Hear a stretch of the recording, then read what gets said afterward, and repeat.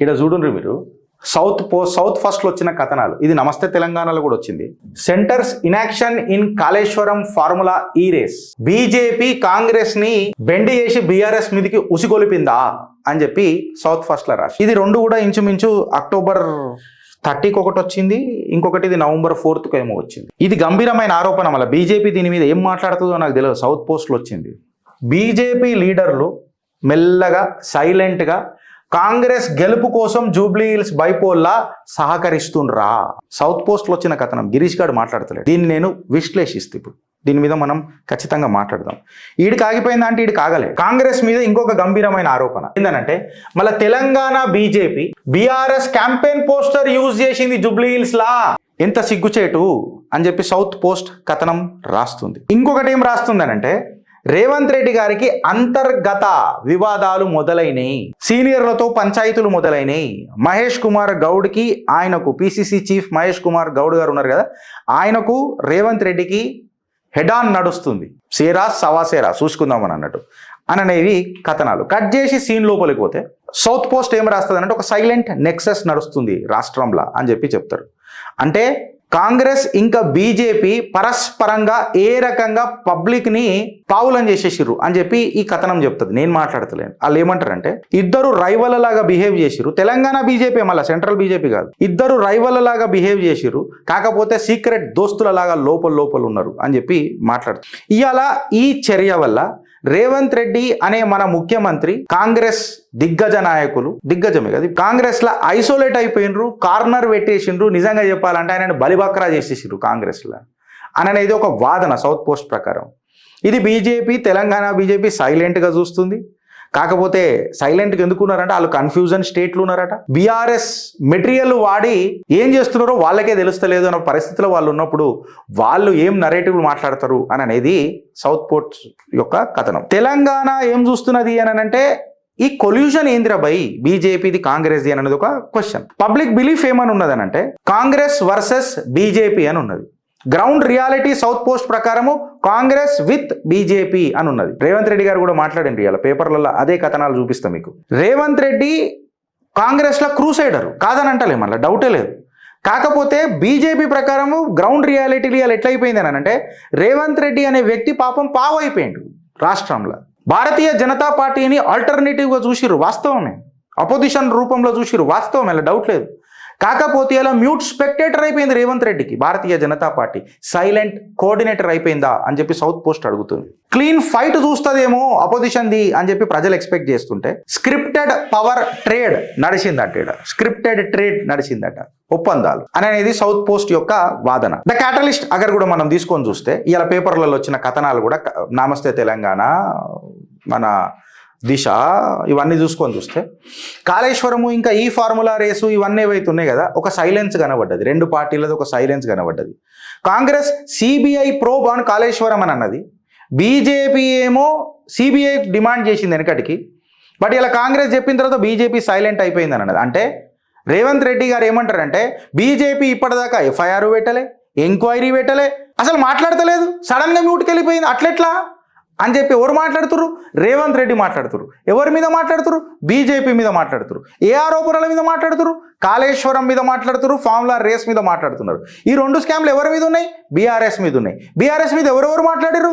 కాంగ్రెస్ మాట్లాడింది, బీజేపీ కూడా మాట్లాడింది. ఈ మాట ఎవరు అంటారు? రేవంత్ రెడ్డి అంటాడు. నేనే కాదు, నువ్వు కూడా అన్నావు కదా అంటే, రేవంత్ రెడ్డిని పావు చేసిర్రా అనేది ఒక క్వశ్చన్ వస్తుంది. రేవంత్ రెడ్డి గారు ఏమంటారు? ఫార్ములా రేస్ ఇప్పటిదాకా సెంటర్ నుంచి 2 నెలల నుంచి పెండింగ్ ఉన్నది కదా, నెలల నుంచి పెండింగ్ ఉన్నది కదా.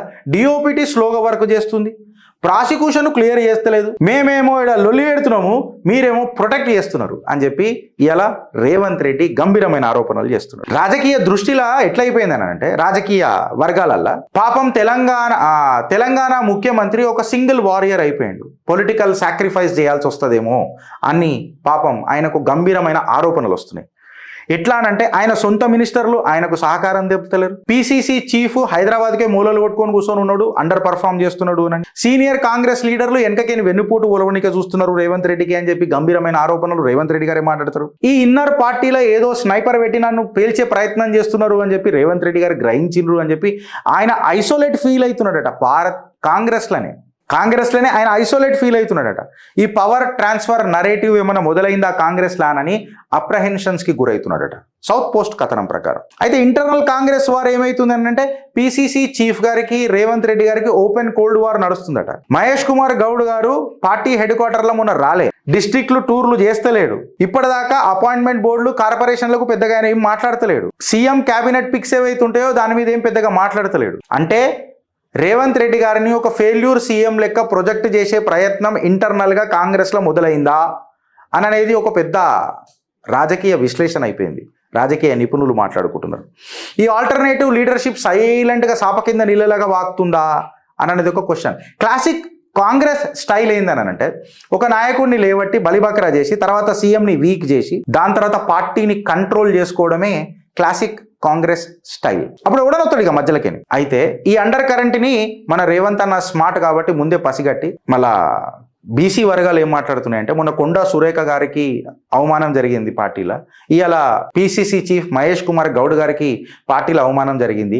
రేవంత్ రెడ్డి బీసీ బిల్లు తెచ్చిండు వాస్తవమే, కానీ బీసీ లీడర్లను అవమానిస్తున్నాడా అని చెప్పి రాజకీయ నిపుణులు మాట్లాడుతున్నారు. సౌత్ పోస్ట్ కథనం ప్రకారమే మాట్లాడుతున్నా, ఇండైరెక్ట్గా ఒక ఎక్స్ట్రా స్పైస్ వేసిన అంతే బీసీ అని చెప్పి పెట్టి. పొలిటికల్ అనలిస్ట్ల పాయింట్ ఏందని అంటే బీసీ రిప్రజెంటేషన్ రాదని చెప్పి కూడా నువ్వు ఇచ్చినావు అంటే బీసీలను అవమానం ఎట్లనో చేసినావు. ఇవాళ మీ ఐడెంటిటీ పాలిటిక్స్ ఇంకా ఇంటర్నలీ ఏదైతే జలసీ ఉంది చూడు, ఈ మిక్స్చర్ని మాకు ఎందుకు అంటగడుతున్నావు అని చెప్పి బీసీ వాదాలు కూడా బీసీ వర్గాలు కూడా మాట్లాడుతున్నాయి. ఇక భారతీయ జనతా పార్టీ యొక్క స్ట్రేంజ్ సైలెన్స్కి వద్దాం. Strange silence. బీజేపీ ఏం చేయాలా? కాంగ్రెస్ ని కార్నర్ చేయాలి, బీఆర్ఎస్ మీద యాక్షన్ తీసుకొని కాంగ్రెస్ మీద డిమాండ్ చేయాలి, ఒక అవినీతి పైన ఉక్కు పాదంతో తొక్కే ప్రయత్నం చేసే యుద్ధం చేయాలి, తెలంగాణ యొక్క కాషాయ కార్యకర్తల ఎనర్జీని లేపాల. బీజేపీ ఏం చేస్తుంది? రేవంత్ అన్న మాటలకు సైలెంట్గా ఉన్నది, అగ్రెసివ్ క్యాంపెయిన్లకు దూరంగా ఉన్నది, సెంటర్ ఏదైతే అప్రూవల్ ఏవైతే తీసుకురావాలో దాని మీద ప్రెషర్ ఏం వేస్తలేదు అవినీతి మీద. దరిద్రం ఏందని అంటే బీఆర్ఎస్ పోస్టర్లు కాపీ పేస్ట్ చేసి యూజ్ చేస్తున్నదట. బీఆర్ఎస్ పోస్టర్లు ఇప్పుడు ఎవరికి దోస్తులు, ఎవరికి దుష్మన్లు, లేదా వీళ్ళందరూ కలిసి తెలంగాణ ప్రజలను పాగలమనేస్తున్నారు. తెలంగాణ బీజేపీ ర్యాంక్ ఏదైతుందో మెల్లమెల్లగా ఆ ఫైల్ అనేది, నమ్మకం అనే ఫైల్ అనేది నాజుగ్గా పోతున్నది. ఎందుకు చెప్పాలి నా ఫ్రెండ్స్? లాయల్ కార్యకర్తలు ఎవరైతే పార్టీకి ఉండే చూడు, వాళ్ళు పార్టీకి దూరం అవుతుంది. ఇవాళ పార్టీయే జనసేన మాకు సపోర్ట్గా నిలబడుతున్నది అంటే కాషాయ కార్యకర్తలు మజాకా 8 మంది ఎంపీలను 8 మంది ఎమ్మెల్యేలను మీకు ఇచ్చిన కార్యకర్తలు కంటే ఎక్కువ. నేను జనసేన పార్టీని ఏమంటలేను ఇక్కడ, దయచేసి మీరు తప్పర్థం చేసుకోవద్దు. నేనేమంటున్నా అంటే ఇన్ని సంవత్సరాల పార్టీ క్యాడరు మీకు ఇవాళ అలయన్స్తోనే మీ పెత్తనమా అంటే క్యాడర్ మీద మీకు నమ్మకం లేదా? క్యాడర్ డిమోరలైజ్ అవుతుంది, వార్ రూమ్ డిసిప్లిన్ లేకపోయా, బీఆర్ఎస్ మెమీలు మీరు యూజ్ చేయడం ఏంది అని చెప్పి ఓపెన్గా డిస్కషన్ చేస్తున్నారు. ఏదైతే అపోజిషన్ మేము నిలబడి మేము ఆల్టర్నేటివ్ అని చెప్తున్నారో ఇవాళ కాపీ కొడుతున్నది అని చెప్పి మాట్లాడుతుంది. ఈ బైపోల్ జూబ్లీ హిల్స్ అనేది ఫ్రెండ్స్ యాది పెట్టుకుంటారు, ఒక పొలిటికల్ లాబొరేటరీ అయిపోయింది. ఇది కేవలం 2 పార్టీలకి ఇలా ఫోకల్గా అయిపోయింది, కేంద్ర బిందువు అయిపోయింది. 2 పార్టీలు పోటీ, 2 పార్టీల మధ్యలో ఉన్నది. సర్వేలు కూడా అవే చెప్తున్నాయి, సింగిల్ డిజిట్ కూడా డబుల్ డిజిట్కి వస్తలేదు voter share. Congress versus BRS Jubilee hills. BJP అనేది అసలు మనం మాట్లాడుకునే ప్రేమ తప్ప హకీకత్లో బీజేపీ ఆడ లేదు. ఎంఐఎం కాంగ్రెస్ కి సపోర్ట్ చేసినా ఆడ డైరెక్ట్గా నిజంగా చెప్పాలని అంటే ముస్లింలకే కాంగ్రెస్ మీద నమ్మకం లేదు. లాస్ట్ మినిట్ ముస్లిం అపీజ్మెంట్లు చూస్తున్నాం అజరుద్దీన్కి. మళ్ళీ అంత ప్రేమనే ఉంటే పోర్ట్ఫోలియో నిన్నటిదాకా ఇయ్యలే.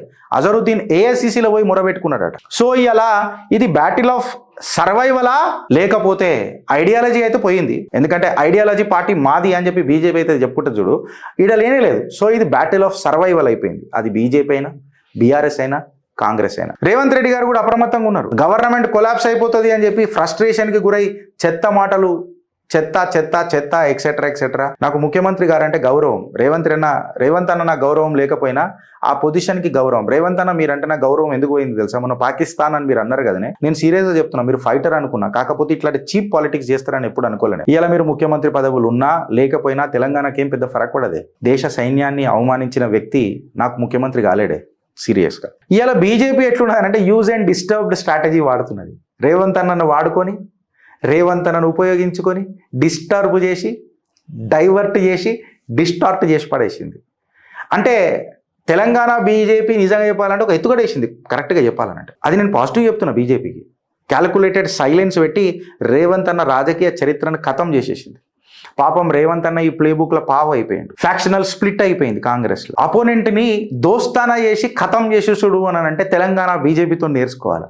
ఇవాళ సీఎం డైరెక్ట్గా వీక్ అయిపోయింది. ఫైల్స్ రెడీ పెట్టుకున్నా ఎవడు రెడీ లేడు.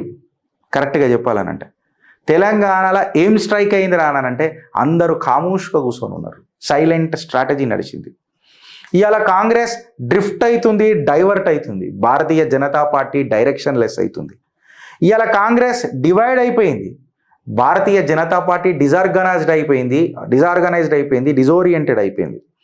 ఇవాళ రేవంత్ రెడ్డి ఫ్రస్ట్రేటెడ్ అయిపోయి పాపం యాంగ్రీ సీఎం అయిపోయిండు. భారతీయ జనతా పార్టీ లీడర్లు మా రేవంత్ అన్న ఫ్రస్ట్రేట్ అయితే మాకే బెటర్ కదా అని చెప్పి వాళ్ళు సైలెంట్ అయిపోయారు. ఇంటర్నల్గా వెన్నుపోటు పొడుస్తున్నారేమో అన్న భయానికి రేవంత్ అన్న గురవుతున్నాడు. వీళ్ళేమో మేము ఎప్పుడు యాక్టివ్ ఉన్నామని, ఇప్పుడు కొత్తగా ఏంది మాట్లాడేది, ఎక్స్టర్నల్ ఇన్యాక్టివిటీ మాదే ఉన్నది, కొత్త కాదు కదా, ప్రజలకి ఇవాళ తెలుస్తున్నది అంతే అన్న ఆలోచనలో బీజేపీ ఉన్నది. కాంగ్రెస్ నో డెలివరీ మోడ్లు ఉన్నది. భారతీయ జనతా పార్టీ మాకు ప్రతిపక్ష పాత్ర పోషించనీకి రాదు అన్న అజెండాలు ఉన్నది. ఇడ ఎవడు గెలుస్తాడు, ఎవడు ఓడిపోతాడు, ఎవడేం తీసుకుపోతాడు అని చెప్తే బీఆర్ఎస్ నరేటివ్ ఏం చెప్తున్నది, కాంగ్రెస్ డైవర్జన్ ఏం చెప్తున్నది, బీజేపీ సైలెన్స్ ఏం చెప్తున్నది, ఎవడికి ఎంత క్రెడిబిలిటీ ఉన్నది అనేది ఓటర్లు డిసైడ్ చేస్తారు. పబ్లిక్ పేషెన్స్ పోతున్నది. అపోజిషన్ పాత్ర ఎవడు పోషిస్తున్నాడు అనేది పబ్లిక్ చూస్తున్నది. వెనుపోటు ఎవడు ఊడవనీకే ప్రయత్నం చేస్తున్నాడు నమ్మకంతో అని అనేది ప్రజలు చూస్తున్నారు.